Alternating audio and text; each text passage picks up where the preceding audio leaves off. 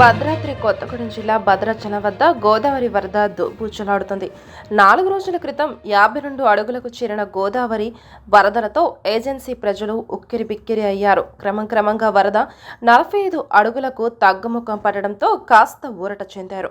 మళ్లీ క్రమంగా పెరగడం, కాస్త తగ్గడం చేస్తూ 2 రోజులుగా దోబూచులాట ఆడుతోంది.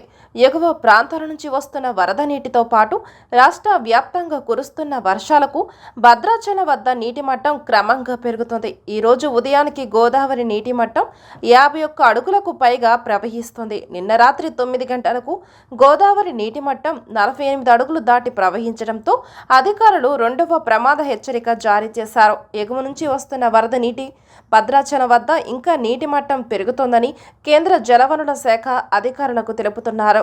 గత వారం రోజుల నుంచి భద్రాచలం వద్ద వరద నీటి మట్టం పెరిగి ఉండడంతో గోదావరి పరివాహక ప్రాంతాల ప్రజల్లో భయాందోళన వాతావరణం నెలకొంది. గత వారం రోజుల నుంచి భద్రాచలం దిగువ ఉన్న విలీన మండలాల్లోని అనేక గ్రామాల వరద నీటిలోని మునిగి ఉన్నాయి.